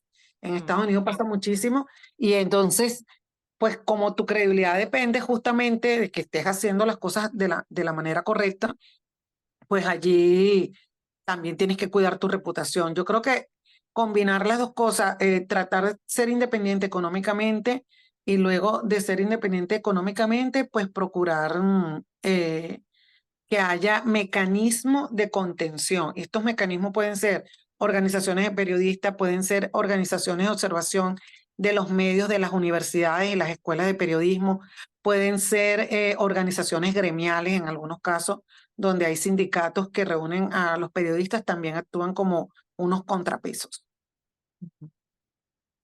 Bueno, varias personas nos dejaron también enlaces de sus iniciativas, de sus proyectos, muchos de ellos de desinformación, porque bueno, todas estas sesiones vienen un poco dentro de este programa en general, que es Desarmando la Desinformación, Disarming Disinformation, que posteriormente vamos a estar haciendo convocatoria para becas. Aquí va otra pregunta. Bueno, el tema de los estereotipos, ¿verdad? Resurgieron en varias consultas de cómo manejar los estereotipos de países y cómo construir una credibilidad en base al territorio o de donde sos. Bueno, todos tenemos prejuicios seguramente y muchas veces no nos damos cuenta de que los tenemos, pero sí creo que es importante estar consciente de los sesgos. Por eso cuando les hablaba del tema de la polarización, hay sesgos que tenemos, ya sea por nuestra educación, por nuestro origen social y nuestro origen geográfico incluso, y hay unos sesgos que han sido estudiados, el sesgo de confirmación, el sesgo, o sea, 4 o 5 sesgos que son inherentes a la naturaleza humana. Eso es importante revisarlo. Y luego diría que parte de los grandes cambios a los que estamos sometidos eh, eh, en los últimos años tiene que ver con la no normalización de situaciones que antes sí normalizaban. Y eso tiene que ver con derechos de mujer y de minorías LGBT, por ejemplo, con derechos reproductivos, con una serie de derechos que muchas veces en nuestras sociedades se quedan silenciados porque hay mucha influencia de el peso religioso. Entonces, pues creo que es importante también saber que eso existe, ¿no? Ujú.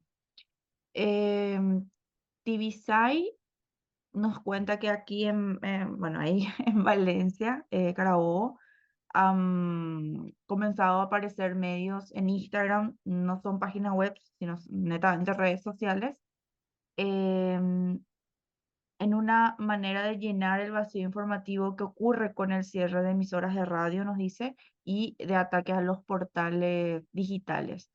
¿Crees que es un modelo factible de construcción en Mira, redes?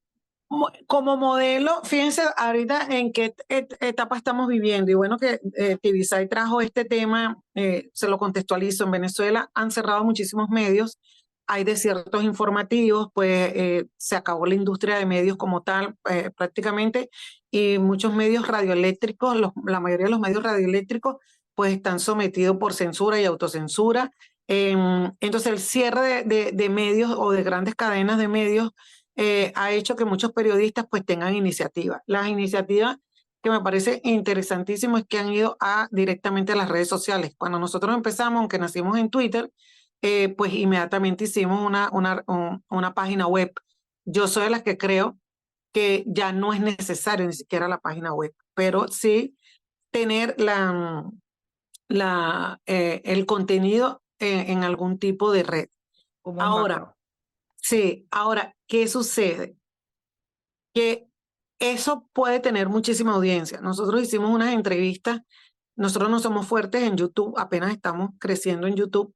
Hicimos una serie de entrevistas y que dada la censura que había, pues esas entrevistas tuvieron la lista de todas las entrevistas tuvo más de 400.000 vistas en YouTube, lo cual es un récord para nosotros y para muchísima gente, ¿no? Y no somos fuertes allí. Entonces, eso, por supuesto, te permite que la información salga. Ahora, el problema es, y en nuestras regiones parece que es así, cómo monetizas eso. Y eso es un desafío, porque ¿cómo lo haces? Porque si tienes un medio que trabaja, si tienes no sé, una iniciativa en Instagram, por ejemplo, y trabajas temas duros, seguramente en algún momento eso se va a viralizar. En el caso de nosotros, yo que no usaba mucho Instagram, porque bueno, como les dije, todavía me sigo reinventando más que Madonna, y un video que hice tuvo más de 100.000 reproducciones, y yo que, ok, está bien, chévere. Qué bueno, eso va a llegar porque la gente necesita información, necesita orientación, y porque la gente que conoce tu trabajo, del de Tibisay, el de seguramente cualquiera de nosotros que está acá, conoce de la seriedad.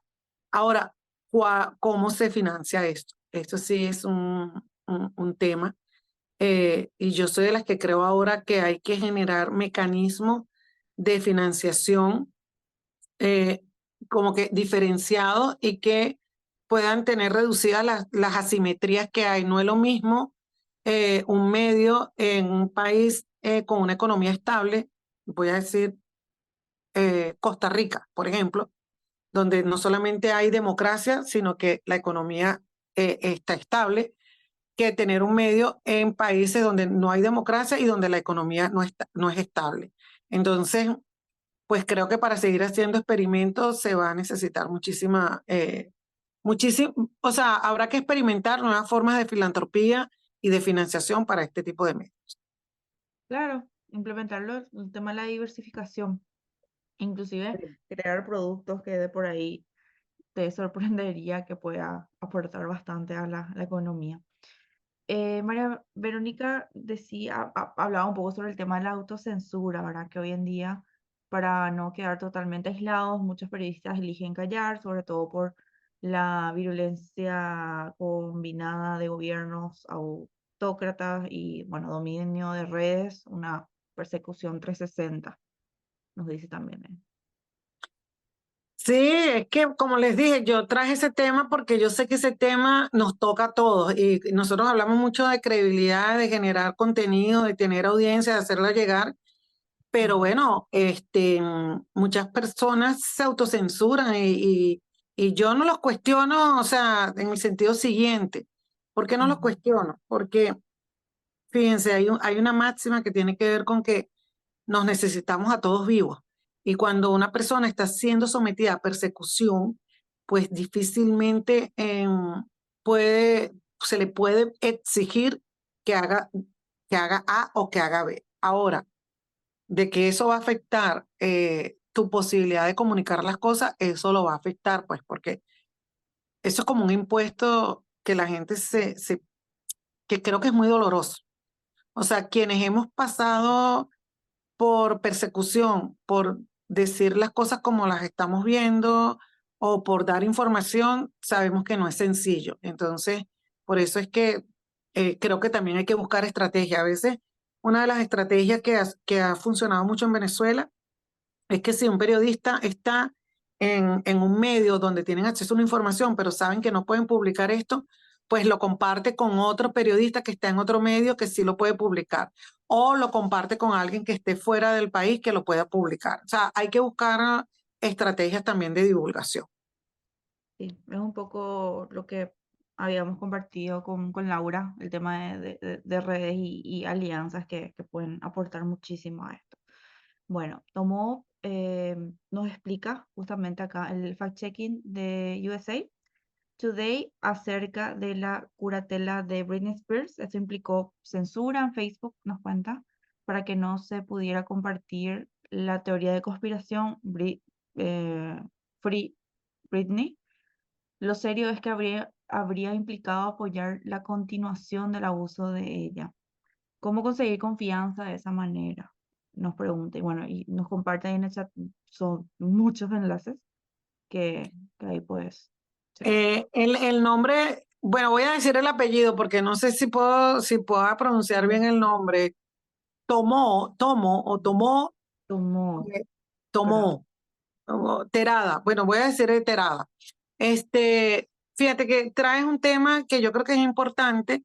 Yo no hago periodismo de espectáculo o entretenimiento, pero en este caso creo que lo importante allí era que era una persona que en términos informativos es prominente, que está sometida a una situación de abuso, que se hace la denuncia y que pues se comprueba la situación de abuso pues, o va a los tribunales. Y si un medio pues justificó o no verificó o lo atribuyó a que era esto de la teoría de conspiración y luego no rectificó una vez que ya tienes los hechos verificados, pues evidentemente el que queda afectado es el medio. Por tanto, fíjense, yo creo que siempre es importante, lo dije en la presentación, que la credibilidad es primero. Y tú tienes que cuidar la credibilidad, tu nombre como un tesoro. O sea, no es que no te van a atacar por allí, porque eso es un patrón. El patrón de atacar la credibilidad funciona también, pero es efectivo en la medida en que el periodista cometa más errores. Sucede que cuando un periodista está bajo ataque puede cometer más errores y le cuesta rectificar esos errores. Entonces, construir la confianza es algo de día a día, es algo de ladrillo a ladrillo, con el agravante de que si se derrumba ese edificio de confianza, pues reconstruirlo cuesta muchísimo. Así que mi sugerencia siempre es esto, saber pensarnos que somos periodistas en todo momento. Les puedo poner un ejemplo. Una vez nosotros nos dieron una charla, una profesora española, cuando estábamos empezando, nos estaban entrenando a usar redes sociales. Como les digo, eso fue, Twitter Hace estaba apenas, poco, eso fue hace hace años. poquito. Y ella dijo algo que a mí me quedó muy marcado, que era que evitáramos como periodistas salir en fotos con copas de alcohol. ¿Por qué? Porque a una periodista la habían atacado su reputación por eso, o sea, le hicieron un fake news en su momento. Entonces, yo creo que uno tiene que cuidar muchísimo los contenidos que comparte como periodista en las redes sociales, aunque sean contenidos personales. Hay que cuidarlo mucho. Sí, por eso hay como mucha reconstrucción también de marca, porque uno dice, bueno, es una red personal, pero al final es pública. Y tengo también esta otra labor periodística que al final son públicas. Sí, y fíjate tú que esto también nos trae ahora a lo siguiente, cuando yo hablaba del cambio generacional. Ujú. Mi generación, es probable que la generación de los padres de muchos acá, yo corriendo, Patricia, dije yo corriendo a revisar mis redes. Puede ser que los padres y madres de algunos acá sean de mi generación también. Entonces, pues uno, había cosas que no compartías. Te las compartías en tu grupo muy chiquito, ¿no? Y yo tengo como hipótesis que muchas veces cuando nosotros nos equivocábamos, qué sé yo, en una relación personal, en algún tipo de cosa que tenía que ver con la vida privada, esto ocurría en un espacio de seguridad, en un espacio de confianza. Pues a lo mejor había un chisme en el barrio, pero era un chismecito que después se olvidaba porque siempre venía otro chisme, ¿no? Este, no ocurría, no se magnificaba, no se amplificaba. Y nosotros tenemos que estar conscientes de que, aunque la gente se le olvida muchas cosas rápidamente, eso queda allí. O sea, lo que nosotros hayamos hecho, y esto también incluso es un ejercicio de autorrevisión, lo que nosotros hayamos hecho, eso quedó allí. Y cualquiera que quiera atacarte lo va a buscar y lo puede utilizar, pues. Mm, perfecto. Aquí Mauricio te plantea como un par de inquietudes. La primera, te digo, o sea, ¿es posible aplicar una autocrítica para reconocer la manipulación y tergiversación de los medios y periodistas, nos pone entre paréntesis, que obedecen a los poderes económicos, políticos, que se encargan de desinformar a la ciudadanía? Y se puede reconocer, su otra pregunta, la virtud que puede tener la existencia de las redes para aportar los puntos de vista diferentes a lo que transmiten los grandes medios. Voy a empezar con lo último porque, Mauricio, no sé si escuchaste cuando dije que nosotros nacimos en Twitter. Y para nosotros el hecho de que hubiesen redes sociales era fundamental para romper la censura. El tema no es la red social en sí mismo, sino el uso que se puede dar de la red y la necesidad de que estemos alfabetizados también sobre cómo utilizarla. Por lo menos ya en Venezuela, después que Twitter en su primera etapa la gente se mudó muchísimo a Twitter para buscar información, luego pasó por la etapa en la que había mucha desinformación, la gente la compartía, pero la gente aprendió se alfabetizó un poco a ver a quién seguía, a quién seguía. Es que cuando dije seguía sonó como completo. Completo. Sí, sí. Entonces, creo que hay una suerte también de alfabetización allí todavía. Falta mucho por hacer en ese sentido. Ahora la gente se está yendo muchísimo, en el caso venezolano, hacia Instagram. Y por supuesto que TikTok es el fenómeno, ¿no? Entonces, hay experiencia, por ejemplo, en Guatemala con el uso en la campaña electoral y luego en ese periodo donde estaba el presidente electo y el presidente en funciones, todo lo que pasó allí, cómo se hizo cobertura a través de TikTok. Es decir, no es la red, eh, es el uso que se le dé a esa red. Y el otro tema que te invito también a reflexionar es que tenemos que pensarnos desde la posición de privilegio. Es decir, el hecho de que nosotros podamos tener esta clase, esta conversación por internet, significa que tenemos acceso a un equipo, tenemos acceso a internet. Eso no es así en todas partes. Eso no lo tiene todo el mundo. Es decir, que si bien las redes te permiten abrir esto, pues las redes también, si no estamos conscientes de que hay gente que no está redirizada, por así decirlo, así como hay gente que no está bancarizada, hay gente que no está redirizada, esas personas no tienen cómo acceder a la información. Y por eso es que también insisto mucho, esto es pura hipótesis, que en nuestros países donde todavía hay población adulta que no creció con la digitalización, pues todavía hay espacio para medios de formato tradicional como medios impresos, por ejemplo. Mm. Acá Gabriel nos pregunta, ¿qué pueden hacer los periodistas cuando por un lado hacen bien su trabajo para tener y ganar credibilidad y el medio siga creciendo, el medio de comunicación siga creciendo, pero los dueños de dicho medio de comunicación tienen mala reputación, incluso tienen investigaciones abiertas por delincuencia y cuestiones varias? ¿Qué hacemos? Bueno, esto es como, esto me hace recordar que antes habían en las sesiones de los periódicos, pregúntale a fulanito, no sé, A hace fulano, años, sí. la doctora Medio, mira, la verdad es que primero, digamos, no hay que generalizar. Yo sé que en nuestros países hay en algunos casos estigmatización contra dueños de medios, pero realmente hay dueños de medios que pues nos han dado todo también y entienden el consultorio sentimental. Bueno, voy a Sí, hacer eso seguro que lo voy a poder monetizar muy podemos bien. habilitar. Habilitado. Y Tomate un café y llora. eso lo monetizo. Entonces, hay dueños de medios y dueños de medios. Es decir, o sea, entonces creo que no hay que estigmatizar el hecho de ser propietario de un medio en sí mismo. Ujú, Si un dueño de medio, su comportamiento es inadecuado, pues bueno, yo en esto creo que uno toma decisiones de vida, porque si tu nombre está asociado a eso y lo afecta, tú tienes que cuidar tu nombre, ¿verdad? Tu nombre, si la gente te lee y sabe lo que tú estás haciendo y lo estás haciendo bien, pues la gente te va a identificar a ti por lo que tú estás haciendo. Aquel que se haga responsable de lo que hace. Y tú te haces responsable de lo que haces. O sea, tú no puedes em, ceder o endosar tu credibilidad al ejercicio profesional de otra persona. Bueno, eso no debería ser ni siquiera pensado porque hace mucho daño, pues porque uno no es responsable de las cosas que hagan los demás, uno es responsable de lo que uno hace y yo creo que eso hay que asumirlo así.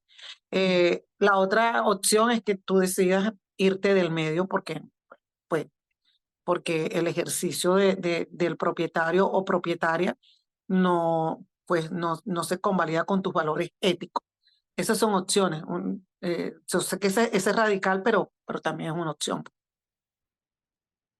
Samantha, bueno, agradece todos tus consejos y bueno, y piensa mucho en medios locales, nos dice, ¿verdad? Como Lado B en Puebla, México, donde su comunidad es pequeña a comparación de otros medios nacionales.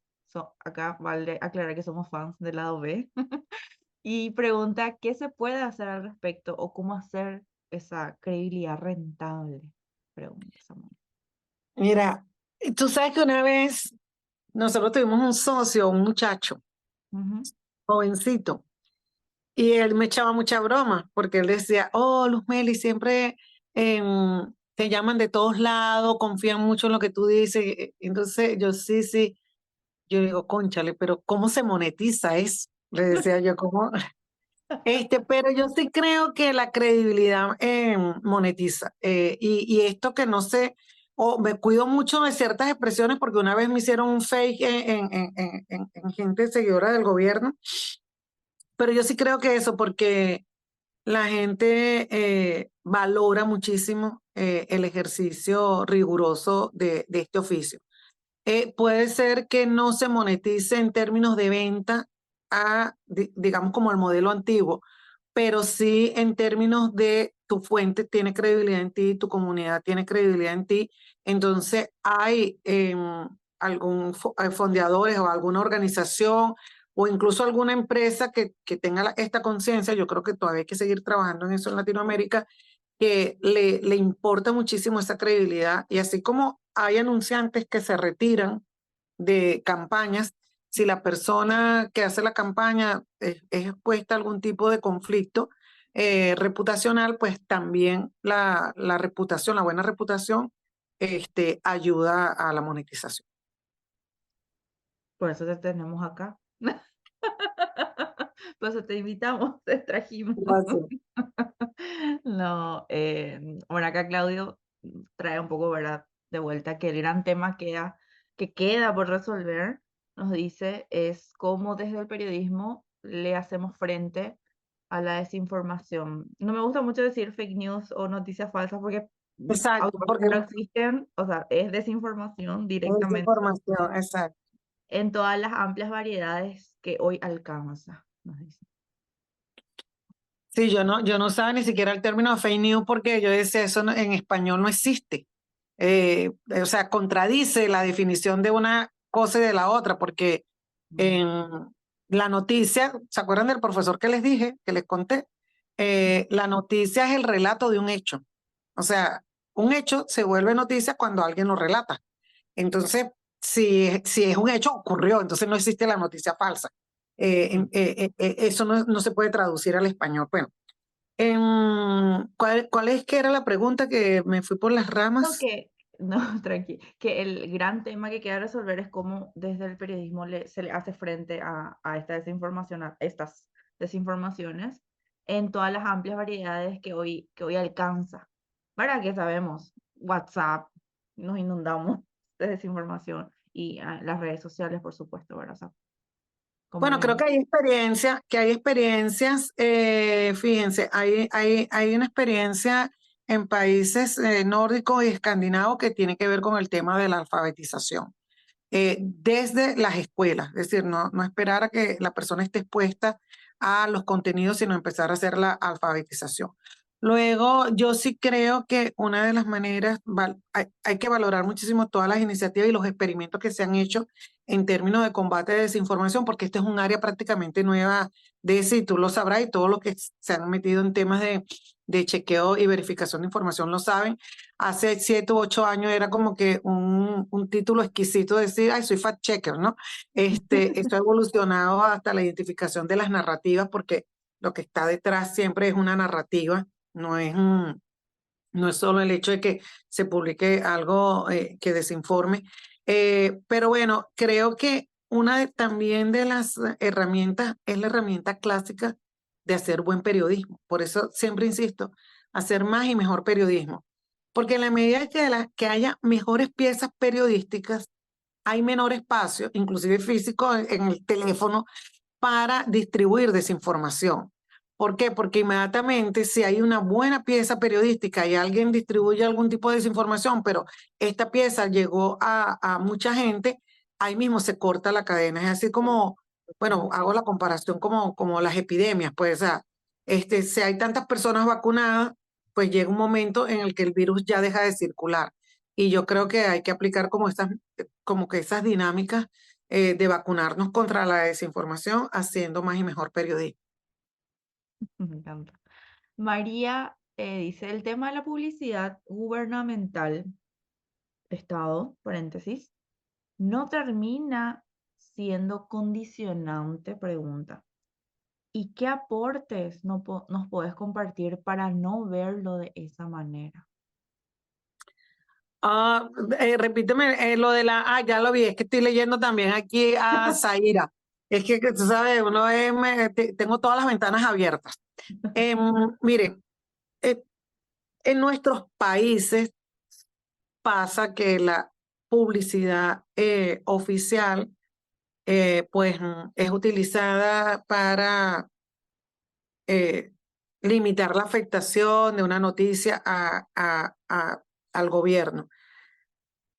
Yo creo que ahí funciona lo clásico, eso lo hemos vivido en todas partes, y lo clásico es que hay una separación muy clara entre la parte que maneja publicidad y la parte que maneja información.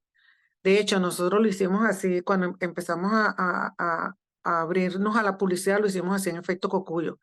Es decir, que cualquier cosa que tuviese que ver inclusive con queja, lo trabajaran conmigo y no hablaran con editorial. ¿Por qué? Porque yo le decía, mira, o sea, editorial es independiente, ni yo puedo intervenir en lo editorial. Hicimos además un reglamento notariado en donde algunos dos socios que nos apoyaron en un principio no podían tener ninguna intervención en la línea editorial. O sea, yo creo que uno, no solo en el ejercicio, tiene que generar los mecanismos que te protejan de eso. Eso digo cuando uno está haciendo un medio nuevo. Cuando uno está haciendo medios, es importante que eso esté porque eso es un problema que tienen todos los medios en Latinoamérica.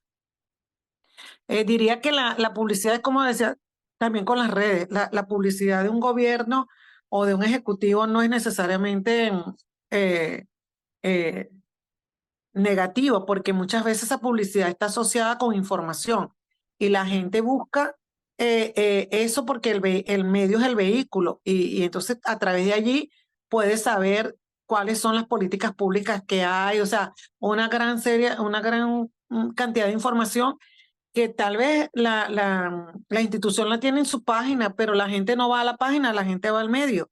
Entonces no hay que satanizarlo tampoco. O sea, yo creo que en estos casos no se puede satanizar prácticamente nada de esto, las herramientas en sí mismas, ¿no? Sino tal vez cuestionar los usos que se le puedan dar. Totalmente, encima sirve para hacer un contraste, para hacer como otras averiguaciones, un chequeos, por supuesto. Exacto. Adrián Pino, bueno, con esta pregunta vamos a ir cerrando ya de a poquito. Y bueno, después tengo otra consulta. Pero Adrián me dice, quería preguntar, ¿cuál cree que es la mejor forma de mostrar los estándares en el rigor periodístico a las audiencias? Me pregunta Adrián. Adrián, puedes tener tu código de conducta. Nosotros hicimos valores y misión y todo, y lo tienes en la página. Si tienes una página en la sección de esta acerca de nosotros, que los invito también. Hay una gente que hace unas sesiones de trabajo que dice qué tiene que decir acerca de nosotros, la página acerca de nosotros, ¿no? Cómo aprovechar ese espacio, porque la gente se mete allí. Entonces, pues creo que hay que dejar claro también eso allí. Nosotros tenemos un video que está montado y que es la promesa que hacemos. Y la promesa es no permitir que intereses ajenos a lo que es la información y a nuestro compromiso con que la gente esté bien informada, pues intervengan en nuestras decisiones editoriales.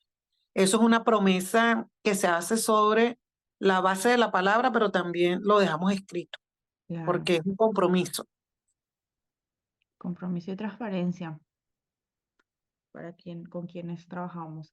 Acabo de compartir la presentación de los Meli. Ahí, ese es el premio por quedarse hasta el final de la conversación.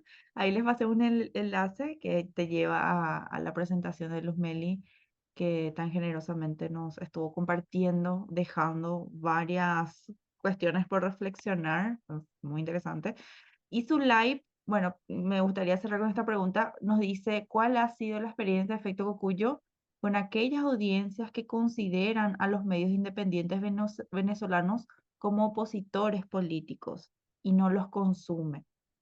¿Han hecho esfuerzos por fortalecer la confianza de este público? Lo pregunto porque una porción de esa audiencia es del pueblo llano o ilano, puede ser, y uno nota que tiene una gran desinformación en los temas gruesos que afectan incluso a la vida cotidiana. Bueno, es fuerte y sí, como les decía y les describía el contexto, es complicado, pero fíjense, hay dos cosas que les quería compartir porque a mí me encantan las campañas electorales. Y cuando tú estás en una campaña y tú tienes, la persona tiene la gente que va a votar por ti, hagas lo que hagas, es decir, si seas un mal candidato o mal candidata, la gente que no va a votar por ti, hagas lo que hagas, así seas un excelente candidato o candidata. Y en el centro está una gente que, bueno, que está buscando a ver si la convence. Eso generalmente como se distribuyen los votantes y también las audiencias en general. Entonces, ¿qué hacemos nosotros? Nosotros tenemos un compromiso con una audiencia que nos sigue. Por eso yo les decía que la polarización es una trampa. ¿Por qué es una trampa? Porque si tú te polarizas y haces todo para satisfacer a una audiencia polarizada, vas a tener audiencia. Eso lo vemos, eso. Pero si tú decides, tu compromiso es con la verdad, pues algunas veces la audiencia se va a molestar contigo. Y es natural que se moleste, pues. O sea, no por el hecho de servirle a la audiencia, tú debes olvidarte de tu juicio experto para decir las cosas que están ocurriendo. A nosotros nos pasó varias veces y pues por un lado nos atacaban de un lado y por el otro del otro y como siempre decimos, cuando te atacan de los dos lados es porque algo estás haciendo bien, porque si no te aplaudirían de uno y del otro. Sobre las percepciones, bueno, la verdad que es complicado cuando hay una percepción, es difícil a veces cambiarla y tú tienes que tomar la decisión, inclusive en términos de tu tiempo, si tiene sentido hacer ese cambio o seguir haciendo tu trabajo, que a la larga, por eso es que yo decía que esto de la credibilidad era un edificio que se construía ladrillo a ladrillo. Yo tengo perdonen la autorreferencia, pero es la experiencia que tengo, dos streaming que hacemos por nuestras redes sociales. Y a veces cuando estoy revisando la audiencia, está gente del gobierno escuchando a quien estamos entrevistando, porque en los medios oficiales esas personas no tienen cabida. Entonces, pues son audiencia de nosotros también, ¿no? Entonces, digo que no todo es blanco y negro, o mejor dicho, nada es blanco y negro. Totalmente. Luzmeli, muchísimas gracias nuevamente por tu tiempo, por todo lo que compartiste con nosotros. También a ustedes por tomarse estas 2 horitas y compartir con nosotras. Qué placer poder escucharte, Luzmeli. O sea, siempre da gusto escucharte. Y bueno, con todo lo que nos estuviste compartiendo hoy, yo creo que nos diste un tremendo aporte, como nos dice acá Claudio, y muchos aprendizajes y muchas cuestiones que reflexionar también, ¿verdad? Dentro de esta construcción de credibilidad y de confianza en nuestro público y de otros públicos a sumar a futuro, ¿verdad? Siempre pensando en ello. Les recuerdo que una vez que salen de aquí, les va a mostrar nuestra encuesta. Les invito a que lo puedan completar, puedan dejar ahí sus comentarios, sus sugerencias, preguntas, todo. Nos dejan allí y nos encontramos la próxima semana con nuestra última sesión de esta cumbre, donde vamos a estar centrándonos en lo que es periodismo, o sea, inteligencia artificial para periodistas, con Ana Paula Balaco. Con ella vamos a estar compartiendo. Así es que gracias, Luzmeli, de nuevo. Ahora te dejo descansar. Gracias a ustedes y bueno, seguiremos viéndonos. Chao, Daisy. Chao, chao. Hasta luego.